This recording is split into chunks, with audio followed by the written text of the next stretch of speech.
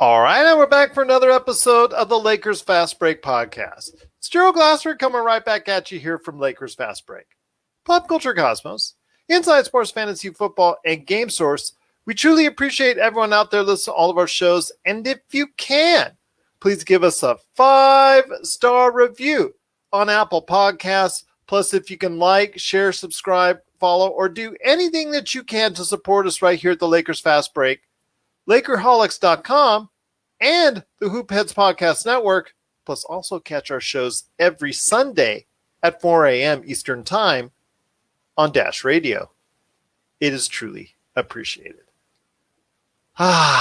Feels so good to go down to Orlando and Disney World and Universal Studios and Harry Potter and all that good stuff that's down there and come out with a victory.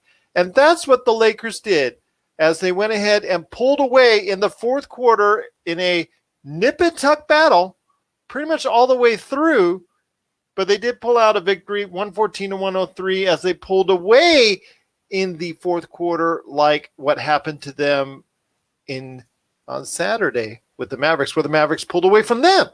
But they did the pulling away this time as they pulled away from the Magic in the fourth quarter, 114-103. Steady performance from Montrezl Harrell coming off the bench as he got a DMP the last game. Obviously, he came out with a vengeance, so he got just a great performance this time around. So hopefully he'll be able to stay in the lineup a little bit more consistently with 18 points, 5 rebounds, and a fourth quarter blitz from none other than Dennis Schroeder. 21 points, 10 assists. Andre Drummond chipped in with 13 and 11. Anthony Davis looking a little bit more like himself today with 18 and 8, along with 2 block shots. Kyle Kuzma chipped in with 14, Caldwell Pope with 10, and the bench, a little bit of this, a little bit of that, outside of what we got from Montrezl Harrell. But again, it was a good victory, and here today to talk about the victory is a good man indeed. It is the mastermind of LakerHolics.com. You got to be part of the conversation today at LakerHolics.com. I know there's also a lot of great articles that he does first that you will see at Medium.com. It is LakerTom. And LakerTom, I see that smile back on your face once again. Things are going well. The Lakers went down to Orlando. They had fun at Disney World. They had fun at Universal Studios. They had lots of fun in Orlando because they came out the victors today. Well, they like Orlando. We know that much already. Yes. Championship there. Let me ask you this. Do you like those new color uniforms of Orlando? I'm still on the fence. I didn't like the uniforms. I thought they're kind of weird.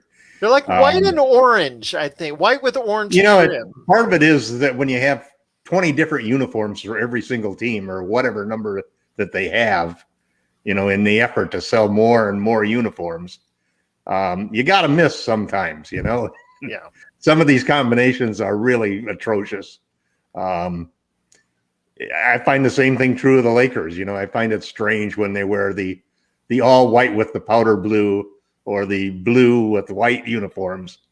I know they're throwbacks for Minneapolis and so forth, but they just, I'm used to seeing the Lakers in purple and gold, and I'd rather see them in purple and gold. I have no idea what the Orlando colors are. Now I like the They've always jersey. been like a theme park, in a sense that you're just never quite sure. In fact, I know when I'm going down and I'm looking at a list of icons for the various teams, and I'm trying to choose which team's records I want to look at or something. Orlando's always one of those that I have to look twice and to figure out exactly what is the logo for Orlando. Magic, I like the Mamba jerseys for the Lakers. I will say that. So, that's not exactly purple and gold. It's all black with a little bit of trim there. But yeah, the Mamba, but that has a good sense to it. I think that works. But I'm still prone to the yellow jerseys and the blue, the forum blue jerseys, if you will. Well, let's get back to the game. It's good to see the Lakers win. We've got 4 games against teams that don't have 500 records. We need to win those 4 games in order just to take the pressure off of us.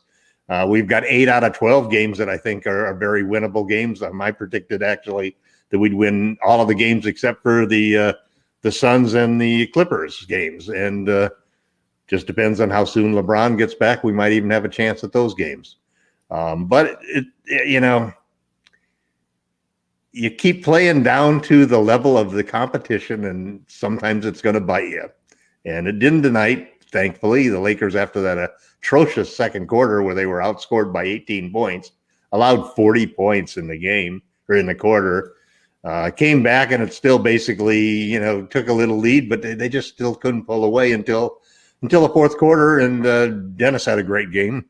I loved how he was attacking the basket. He was shooting from deep. He was shooting from mid-range.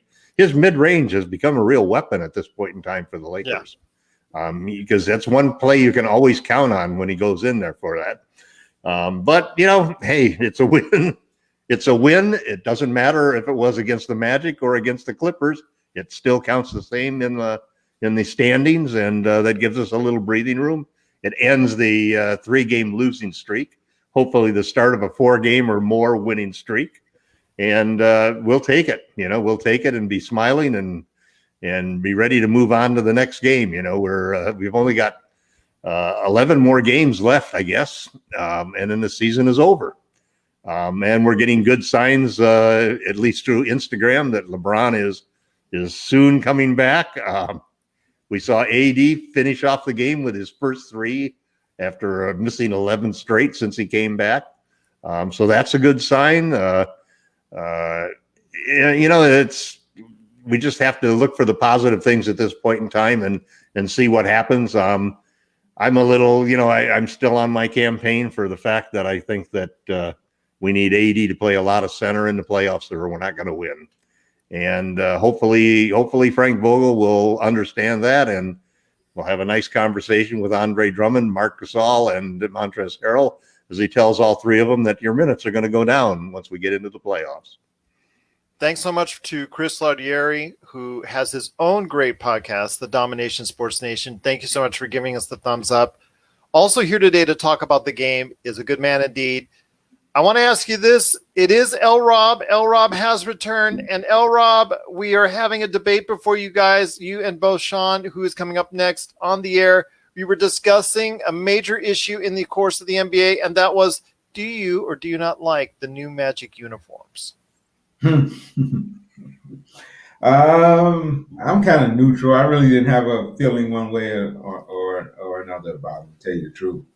I was just kind of had to speed through the first half. So I was in my car listening, and the Lakers, was up by about, 5 or 6 when I went to the store. When I came back out, they were down by about 8 points. I was like, whoa, what happened?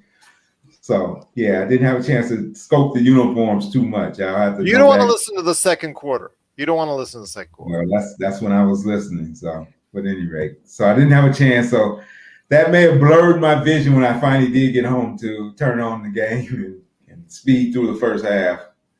So. But your impressions on the game overall, again, a solid performance from Montrezl Harrell coming back after the DNP, and of course, closing it out strong was Dennis Schroeder. Your thoughts on the game today? Yeah, you know what? The lane was open for Dennis the whole game, I felt. I was just wondering in the first half why he didn't probe a little bit more and take advantage of it. Maybe he was just waiting till the fourth quarter to exploit it, because once he did, it was there, and he just kind of took over and won the game. So I thought the Lakers played decent defense. Attention to detail was a little bit better. That old Kiki, boy, he was tough. Yes. I thought that gave Orlando a big boost when he took it down the middle and slammed on Drummond. Thought that was a big momentum play. But I thought the Lakers was good. Took care of the basketball, beat them up on the boards, what you should do when you got when you're physical, when you're a bigger and more physical team. So nothing to get excited about, but a W is a W. So let's take it. We'll take it indeed. But also here today to talk about the game is a good man indeed. You got to check him out every time he posts something at Lakerholics.com. It is the MagicMan, Sean Grice. And Sean, you've got to be impressed with how the Lakers closed out today's game, the exact opposite of the way they closed out the game on Saturday. So I want to hear your thoughts on what really worked in that fourth quarter for the Los Angeles Lakers. My goodness, Gerald, I thought Dennis Schroeder summoned the ghost of the Red Baron, just shooting the lights out of Orlando. I think we went on a 19-9 run, and Dennis was responsible for 17 of the 19 points. He made 11. I think one was a three, four were at the rim. And then he assisted on a KCP 3 and AD's 3. So, I mean, he decided to take the game over at that point in time. And if this is the kind of Dennis Schroeder we're going to see down the stretch and in the playoffs, then it's going to be probably a necessity for this team to keep him. We saw the best of him on both ends tonight. He tried to really bother the Magic's young backcourt. I mean, they're a spirited water bug group there. I mean, they're really young, but they play really hard. And so to cap it off, I mean, the uniforms are god awful. I mean, I was a 90s kid. I grew up with the Orlando Magic having, I loved the white home unis with the silver star, and the blue ones were very nice too. And you had the little white indentations for star. Like, there were a lot of nice things that the Magic did with their uniforms, and this is just ugly as hell. I mean, it looks like a creamsicle melted, like an orange creamsicle melted. Well, I know there's a lot of people talking about those unis, but again, the team itself, Orlando is in the midst of a tank, and that's something that definitely we had to, figure out. We thought it would be a little bit easier because they are in the middle of a tank, but no, they had some fight in them indeed. But again, the Lakers did pull out the game, and in the fourth quarter, I want to ask you this, LakerTom, can you take away anything from that strong second quarter for the Magic? I mean, they scored 40 points on our defense, which really is kind of troubling, kind of concerning when a team like that is also extremely offensively challenged, like us, has an easy time at it in the second quarter. Well, the one observation that I came away with as I watched the Magic, and you think about the fact that they traded away 60 points worth of players at the trade deadline, and you wonder, it was sort of a surprise that they really did that because nobody exactly thought that they were going to completely rebuild. And I'd read a lot of articles because I was kind of interested in the center that they traded away. Would have been a nice addition to the Lakers, obviously. And Gordon was another good player. So you look at that, and I came away thinking that, this was probably a smart move from them because they've got a couple of young players out there who look pretty good, and they've got a couple of guys who aren't playing right now who have great potential if they could stay on the court. They just have injury issues. So yeah, they're definitely going young, going to tank. They feel like there's some top 5 players in this draft are really going to be some potential superstars. And I went away at the second quarter when they scored that 40 points, and I like Okiki. He really looks like a player. And I come away with a feeling that they made a smart, decisive move, which is the kind of things that you've got to do in a franchise to turn it around. You just can't continue to play the same cards when you're not good enough to advance in the playoffs and not bad enough in order to get a high draft pick. So smart move by them. I think that they're on the right path. They've got Cole Anthony impressed me. Yeah. He's got a lot of moxie. He's playing smart. They get back a couple of the injured people if they can stay healthy next year and they get another, real high draft pick. That's exactly what you want to do when you're a team that's in a small market and you want to try to do something, rather than just sticking in that sort of nebulous middle ground where you're never going to get anywhere. A lot of other teams would be smart to look at exactly what the Magic did at the trade deadline and this offseason to follow the same path. Well, I do want to go ahead before we continue and give out some prayers First off, to the family of Terrence Davis, who unfortunately passed away last week in a car accident in Los Angeles. He was a young NBA draft prospect who had come out early from Kentucky, had already signed with an agency. Actually, I think was going to be signing with Clutch. I think he was who he was dealing with. So want to go ahead and send out our prayers and condolences to his family. I also want to go ahead and send our thoughts to, speaking of Orlando, to Devin Kennedy, who, you probably don't know him, but he's been someone who has impressed the Magic to the point where he had just signed a two-way contract.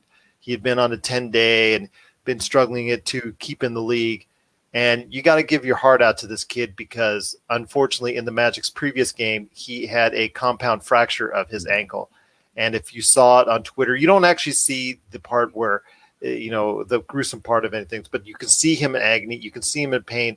And I want to also give a shout out to Mo Bamba, who I'm hoping will someday get enough time in the league to go ahead and determine whether or not he was worthy of that lottery choice. We'll see. I still think he needs more time. I still think he needs more playing just to be out there, because he's always been behind in the rotation. But I do want to give him credit for giving the uniform off his back when he noticed the compound fracture and his teammate bleeding through the ankle there. I want to go ahead and give him props that he gave him the uniform off his back to wrap up his ankle to try to go ahead and apply some pressure. That took a lot of class. I noticed a lot of the players, if you look at it on Twitter, started to walk away when they saw him writhing in pain and saw what was going on. He was the only one that stood up to and helped him out. So I appreciate everything that he did on that. And all thoughts to Devin Kennedy, who went into successful surgery today. So all prayers to him and the Orlando Magic. So hopefully, like you said, Tom, they've got a nice youth movement that they're starting. So I wish them all the best. But LRob, I know it was a game today that we had to have. And in the coming week, we've got, like Tom said, some very easy games or very winnable games. Although Washington's been red hot. That's not exactly going to be an easy game. But very winnable games coming up. How important is it for the Lakers over the course of the next week to 10 days to get at least a majority of these games in the win column? Well, I think it's very important for me and Tom's sanity. So, keep us keep us from jumping off the ledge. That is why it is important that they, all seriousness, you just want to be a little cohesiveness. You got a lot of new guys with Drummond. Davis haven't played that much with Dennis. So you have a lot of guys. THT hasn't played a ton with AD. Or Drummond, of course. So you got a lot of guys that's got to get comfortable playing with each other. So that's really the most important thing. And for AD to get a little more confidence in his, ability to play without worrying about being injured, and then work LeBron back into the mix. But having said that, if you're going to play the games, you might as well win. And I don't see anyone on any of those teams that they can't beat. So I think they'll hopefully accomplish both at the same time. So handle your business. Go out and create some wins. I think LT said on Lakerholics that he's predicting 10-2. So for the rest of the way, it's one down. I'm with him. I'm like 10-2. Even I think I one up them and said, let's go 11-1. Let's go. Let's go for this. Let's do this. The Lakers can do it. It's time. We've been getting sand kicked in our face for a month now. How did I not expect LakerTom to have a gaudy record for the Lakers on the rest of the way out of the season? So that sounds like LakerTom. And LRob, you're riding that train as well. Well, LakerTom, hopefully we'll match that record. Hopefully we'll be closing out the season strong. But MagicMan, before we get to the conversations in regards to what you're doing, what LakerTom is doing on LakerHolics.com, and LRob, I've got a great question for you and everyone else coming up at the end that I put in the notes that people can see on Facebook. And that is this. First off, MagicMan, I wanted to go ahead and ask you real quick, how do the Lakers keep now a momentum? How do they get this start rolling? Because, again, AD, still very rusty. We're still seeing a lot of the things on offense and defense he's not picking up right away. There's still issues as far as generating offense at certain times. We saw it again in the second quarter. They were able to go ahead and play well for 3 of the 4 quarters. But how can they start gaining some momentum before LeBron comes back? Yeah, Gerald. I've said before, I've been an avid AD fan since his freshman year at Kentucky. So um, just to get him going offensively, it was really nice to see in the fourth quarter where everybody set him up in the position where he was comfortable. He let the ball go. It seemed like he got his legs underneath him finally in the fourth. And he made his last three shots, including a big 17-footer and like Tom said, a 24-footer on the next possession they had. So to me, it's just a matter of him just it's almost like Gerald, have you ever have the fortune of driving a sports car like a Lamborghini, Ferrari? I will tell you, I have driven high end sports cars because I was a manager for Hertz, so we rented them out. So yeah, I've had that pleasure. So when you felt that first kick, and then what was that like? What was that momentum like when you finally went into third? Well, when you kick it up into high gear out into the 95 or the 215, you have that sense of power. You have that sense of momentum. You have that sense of acceleration you don't have when you're driving the family van or the family sedan. Right, exactly. Now, mind you, the biggest thrill for me, well, I will say this, the biggest thrill for me was when I had a diesel 350 under me. Now, that was a tremendous thing. And try going through the drive-through with one of those big trucks. That's hard. That is really hard. I haven't done that personally. But that is quite a feat, man. But this is what I'm saying. I really think Frank Vogel, if the minute restrictions are off and we're playing the Wizards, okay, he gets a day off to rest. You put that Maserati back in the garage. You let the engine cool off a bit, and then you bring him out and you rev him up again. Because I think that's the only way for him to get going now is just to finally rev it up. He got his legs underneath him. He's been off for 2 months. There's no minute restrictions. Then he's good to go. If there's no minute restrictions, then they think and he thinks he's ready to go. So I think we're going to see AD kick it up in gear, and I'm predicting he's going to drop a 30 piece on the Wizards, at least a 30-10 game. Well, the only thing is you got to remember his outside shooting has not been there the entire year. If he can get that close to the 3-point range even in the mid 30s, I'm not asking for 40%. I'm not asking for 38. I'm asking for at least 33 to 35. If he gets that, then that makes the Lakers so much more viable on the offensive end and brings out so many more things, because if they see AD hitting from the outside, at least even somewhat consistently, that makes so much things easier for the Lakers. But guys, again, it was a great victory for the Lakers. It was a nice victory in Orlando. Had some fun in Disney World. Once again, the Lakers won 114 to 103. They had a great time indeed in Orlando. But before we head on out, I want to go ahead and ask that question in a sec, LRob. I've got that coming up for you. But LakerTom, I want you to go ahead and tell everybody what you're cooking at LakerHawks.com. I'm working on a piece right now that talks about the Lakers Rent-A-Centers and how they ought to bench the Rent-A-Centers and put AD at the starting and finishing center position. I'm a firm believer that I've seen enough of Andre Drummond, Marc Gasol, and Montrezl Harrell to know we're not going to win a championship with them starting and finishing games. And I think that the Lakers had a grand plan for this season, the goal of which was to allow AD to play power forward all the time. I think that plan has crashed and burned, has no capability of being implemented in the playoffs, and we're going to see AD play 50% of the playoffs at center. He can do that by playing the first 4.5 and the last 4.5 minutes of each half as center, and it's the smart way for the Lakers to play him. You look at the matchups that you've got coming. We're going to probably start off with the Denver Nuggets without one of their key players, and it's going to be put big pressure on Jokic. 2. Remember, Yeah, Will Barton III is already. He might be back. He might be back though. They have said he's not out for the playoffs. Yeah. But anyway, I think that Nikola Jokic is somebody that we don't have anybody else to guard him.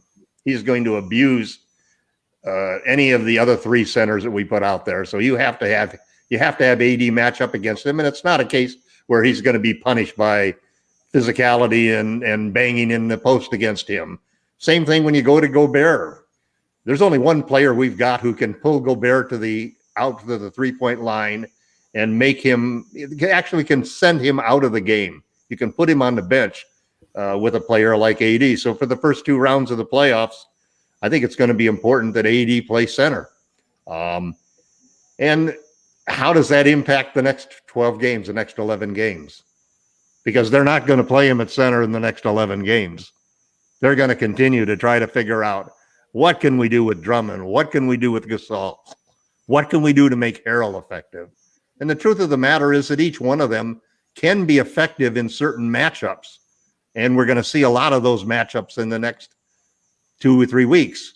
The problem is when you get into the playoffs and you're playing the Nuggets, the Jazz, the Clippers, and maybe the 76ers or the Bucks or the Nets, those aren't the kind of matchups that those 3 guys, except maybe the Nets, are going to be able to really do the damage that AD can. So I think people have forgotten how good Anthony Davis was in the playoffs last year. I think they've forgotten that Anthony had no problem playing center 50% of the time. And I also think that the Lakers are going to, by the time we get into the playoffs, they're going to understand that Montrezl Harrell's not coming back. Andre Drummond is not coming back. And most likely Marc Gasol is not coming back.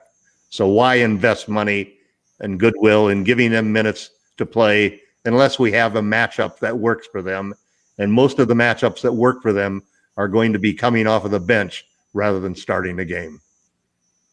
Well, I'll tell you what, LRob, during the course of your explanation in regards to a matchup between the Denver Nuggets and the Los Angeles Lakers, he was shaking his head a little bit. So, LRob, before we go into the question I have for each of you, but I'm going to start off with you. I think you had something you wanted to go ahead and say the LakerTom. I mean, two things. First, Tom said he wants Anthony Davis to play 4.5 minutes to close the first half and 4.5 minutes to close the game. That's 9 minutes. If he's playing 50% of the minutes at center, that's 24 minutes. So I don't know where the other. Well, no, if he plays the first 4 to 5 minutes, the first and the last 4.5 minutes of each half. Okay. That'll be 18 minutes of the 36, which he played last year. And that's basically what we did with him last year, except when we had the matchups where I think we had Howard come out against Joker and play him at the start of the game. Center 18 of the 48 minutes. Is that what you're saying? Yeah, and then leave 30 minutes to be split among the other 3 guys. Oh yeah, no, based upon the matchup with whoever the second string center was for those teams. Absolutely, that's a good plan. No, I mean, but you do not want Anthony Davis playing against Jokic. When Anthony Davis guarded Jokic last year in the playoff, he took him right to the post, banged him, and scored at will on him. That was not pretty. Yeah, but now we can double him. We double him. That's simple. You have to double him. You can't let him go down there against anybody. He's going to score standing underneath the basket. You don't want Anthony Davis wearing himself out against Jokic, the best player, one of the best players in the league. You do not want him. It's better to have some competition against him than to have him take Drummond to school. There's no way that Harrell can guard him. There's no way Gasol can guard him. Yeah, well, let Drummond. I mean, that's why Drummond's on his team. Let him bang on him. Let him use up some fouls. Let him, follow Dwight Howard. I thought Dwight Howard was very significant. I think Dwight Howard is a lot better defender than Andre Drummond. 10 times he's a much better defender. That's the difference. But the problem with Andre is that he doesn't know when. He's not a natural. I'm always amazed when he blocks a shot because most of the time he doesn't even get off of the ground to contest shots. It's like he doesn't really have that. The big penguin. That's why the nickname fits. The big. Is that why the big penguin thing is? Yes. Penguins can't fly. It fits. It fits his game. What I was going to say is this: to backtrack on what Tom and LRob were saying. Yeah,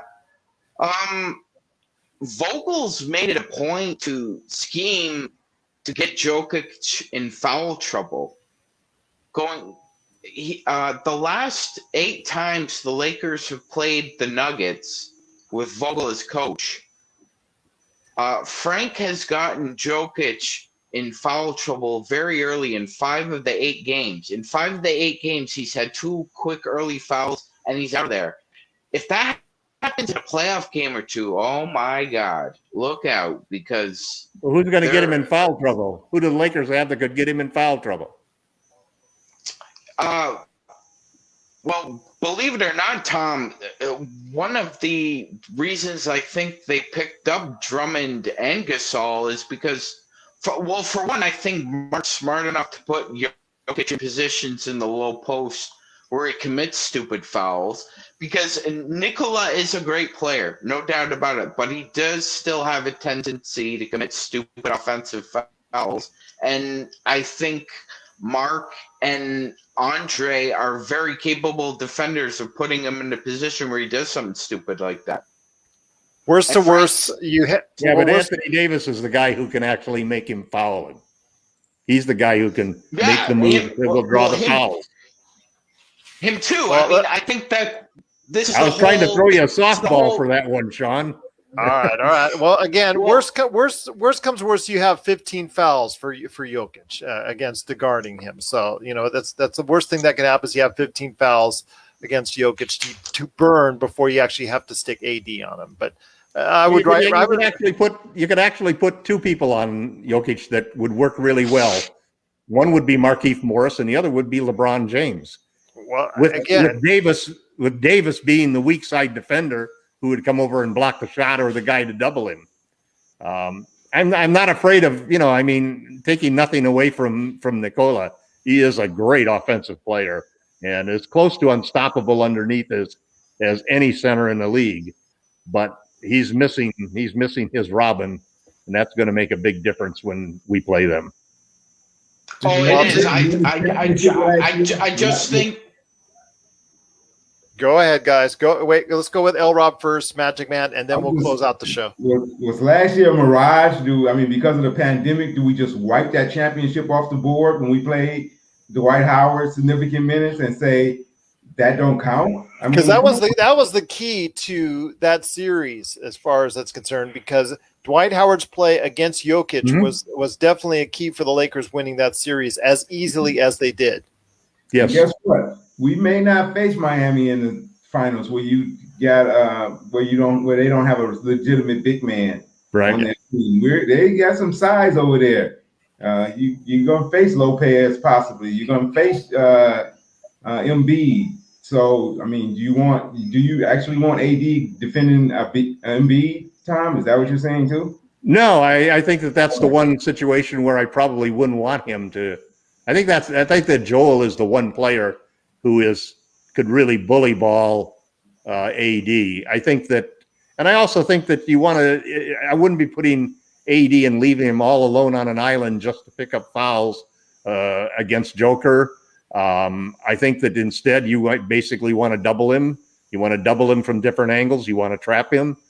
Even though he's a great passer, he doesn't have his full complement of complementary players that really make them tough. They're going to miss Mitchell so badly that it's going to be very difficult for them to beat the Lakers.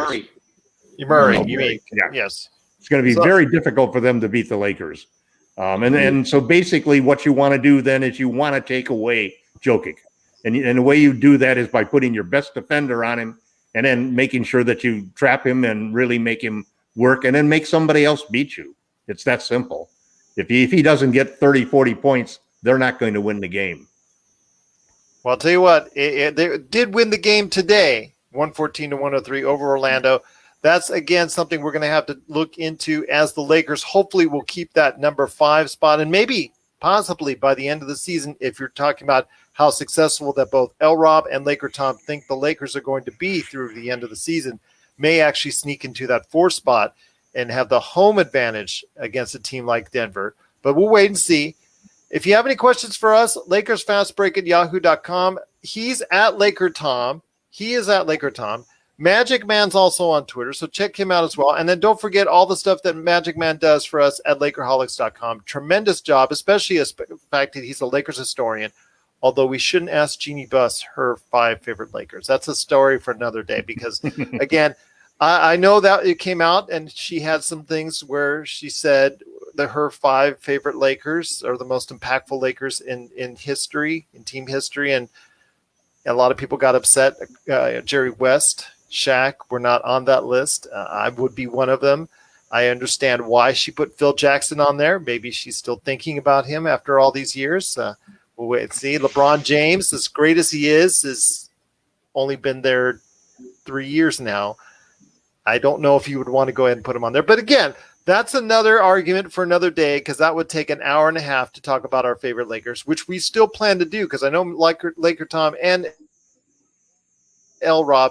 But before we head on out on today's program, I wanted to ask you this. DeMarcus Cousins just got signed for a rest of the year contract after his second 10-day contract. It got ended with the Los Angeles Clippers, but the LA Clippers did sign him for the rest of the season. He's averaged 9 points.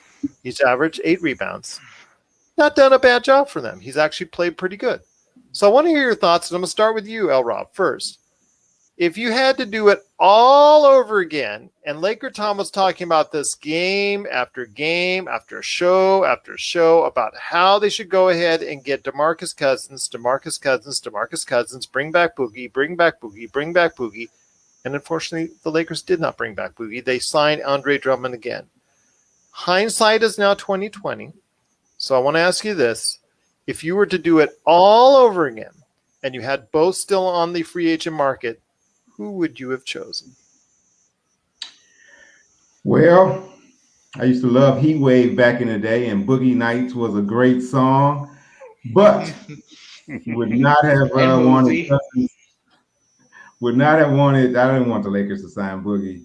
I mean, I know Tom loves his outside shooting and that element that he brings to the game, but I can't get the image of him playing in the playoffs. And I know he was coming back off an injury for Golden State a few years ago when he was surrounded by all that talent, and he did not look good at all. He couldn't compliment those guys. I think he may have played one good game out of that whole playoff run. So I'm happy for him. I'm glad that the Clippers re-signed him, and he'll be, having a chance to compete for a championship. But I don't think he would have added much to the Lakers. So good decision not to sign him. Sean, what are your thoughts? DeMarcus or Dre? Well, first of all, just to piggyback of what Rob was saying, I mean, Boogie Nights is also a fantastic film. That's my 3rd favorite P.T. Anderson movie. But that's a story for another day. I would pick in this situation Dre. I think at this point in time, Dre's a more available player to me. I mean, it just seems like now the slightest little spasm Boogie might get in his back or his knee might set him back, 2-4 weeks. And then, if the Clippers are in a second round series with the Suns and he pulls something, what happens then? They're down a man and they might be in some trouble. So I'm always tentative, Gerald, as a fan, whenever the Lakers sign a player with injury history. It's troubling. I mean, we saw it with Steve Nash, right? I mean, we all hope the best would happen with Ramon Sessions. And my God, Ramon Sessions and Dennis Schroeder are like mirrors of each other's situations. Sessions was betting on himself too in the playoffs, and he came up short. And we'll see what happens with Schroeder here. But I would have went with Dre. I still do. I still think he can still have an impact on a game or two in a playoff win, and that's all that counts. Well, LakerTom, I already think I know your answer, but you go ahead and shout it out. I know you pretty much say it on almost every broadcast. I know Andre Drummond has had two monster games. He did okay today, but I want to hear your thoughts going back on it once again, going back in time, and you had to do over. Who would you choose? I would have taken Boogie for sure. Not because of anything that he can do inside, not because of any scoring in the low post, not because of any defense, because I don't think he's a good defender at this point in time in his career. But what he can do is he can shoot the three, and he's not afraid to fire away. And it's something that I think that the Lakers need. And it really comes down to that from the decision with Andre Drummond. I had high hopes that after that first game that Drummond might really come in and have an impact. But the more that I've seen him play, the more that his game basically has been dissected pretty accurately by most people. You know, he's not a good low post threat. Yeah, his shot selection and hands in the low post with the ball are suspect. He's not a good lob threat at all. He just cannot gather the ball and throw it down once you throw a pass to him. If it's not right over the cone, it's not going to go down. And the big thing with me is that he's no threat when he gets outside the circle. So even though you play him at the high elbow with AD, you're still having another guy there that can double AD and force AD to go to the baseline rather than going to the middle.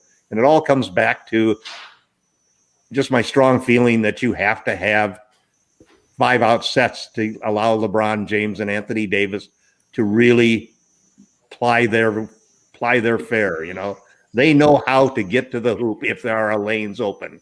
And if you have a low post center like McGee, like Howard, like Drummond, like Montrezl Harrell, those are not solutions that help the rest of the team.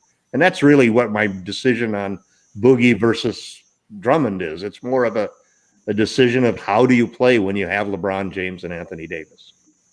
My choice is very simple. Short-term benefits to long-term residuals. Short-term, obviously Andre would have been a better choice because of the fact he's gotten you some monster games in the middle.